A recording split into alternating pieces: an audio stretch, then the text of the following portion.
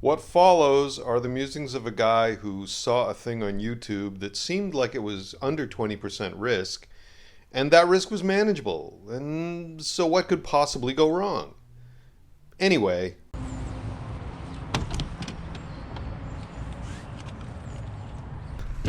Hi, I'm Rob.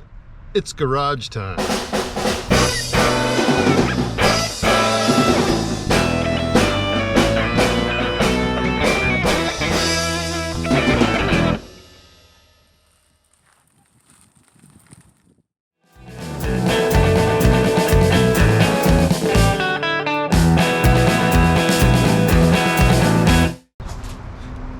howdy. Today on Garage Time, we're gonna mount some tires by hand for the Jag Special.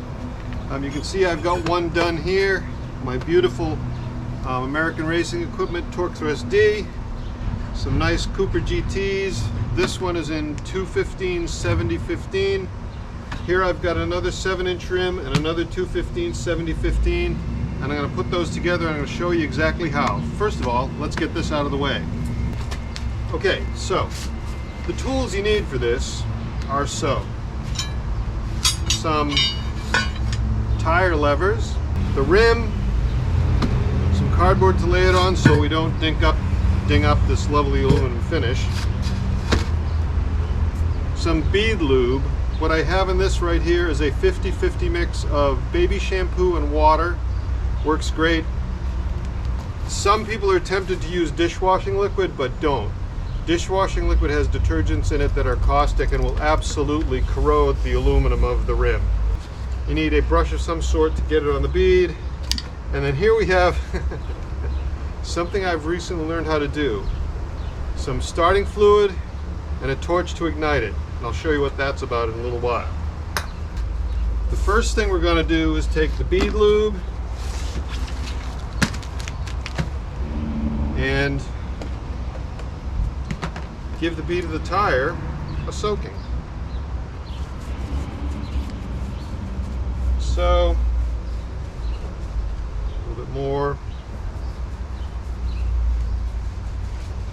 Some on the wheel itself.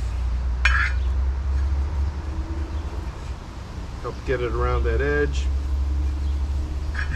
This is a bit of a wrestling match, but I have subsequently discovered that on these wheels, it's not too bad. You take the tire, you jam it on the wheel, hold on to the wheel, shove it on as tightly as you can,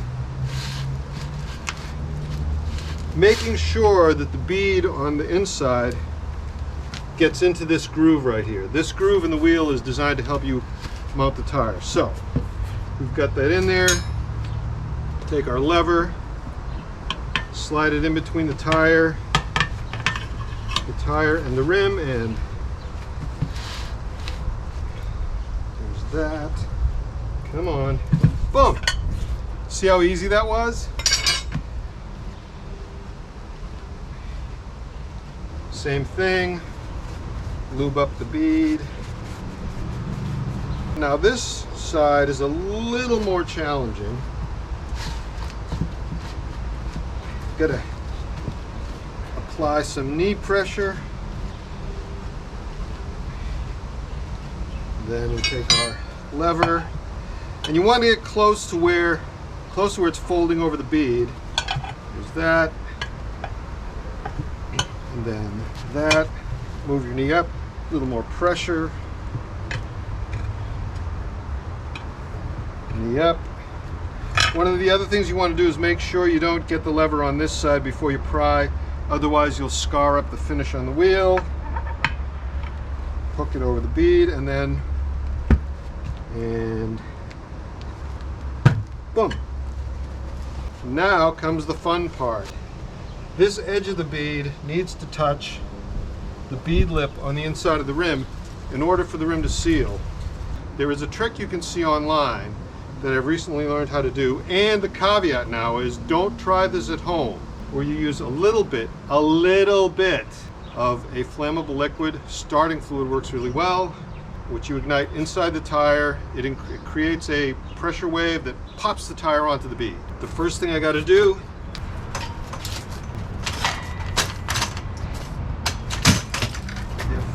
bad guy. One other tool that is important for this process is to have a quick source of inflation pressure for the tire. If you try this method, what happens is you put the flammable liquid in there, it vaporizes and becomes a gas, it ignites, there's a pressure spike as it ignites and burns and expands, poof, pushes the tire onto the bead, but then because you started out with an ambient pressure volume of air inside the tire, after that pressure spike goes away and the combustion of the starting fluid has consumed most of the oxygen inside the tire, the pressure drops inside the tire to lower than ambient air pressure, and you can actually see the sidewalls suck in as it creates a vacuum inside the tire. You need to have a inflation source at the ready so that after it seats the bead, you can just start inflating it, then pressurize the tire. Here's my butane torch. Here's my flammable liquid. Let's have a go. The technique for doing this is going to be a small spritz on one side and then a small spritz in one or two other places. And then, before you try to ignite it, you take the starting liquid and you spray a wet streak across the tire, ignite that, it travels in and ignites the starting fluid inside the tire. 2, 1 there.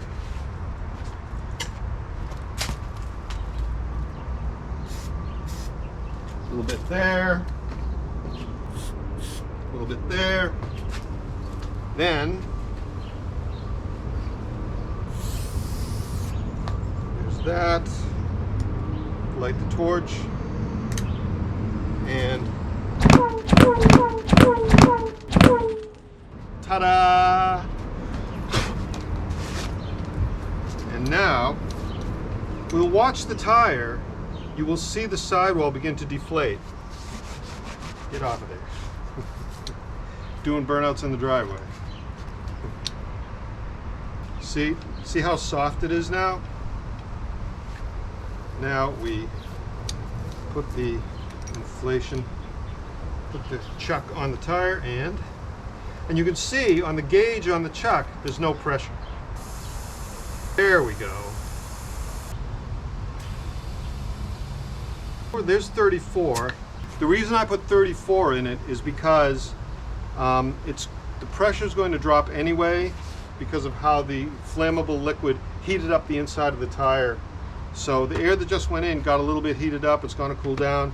This tire will probably drop down to like 29 or 30 psi over the next 20 or so minutes. So let's put the cap on.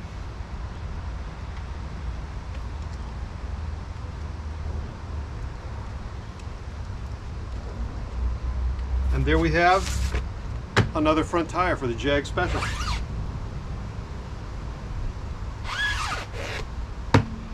Let's do a rear tire. Lesson learned. Seating the larger 245/70/15 rear tires required about 2 to 3 times more starting fluid than the front tires. There you have it, and punto final. 4 tires mounted for the Jag Special. Some people are going to ask me, well, how are you going to balance them? They're not balanced, they're just mounted. Save that for another video, and thank you for watching. 2, 1, 2, 3, 4.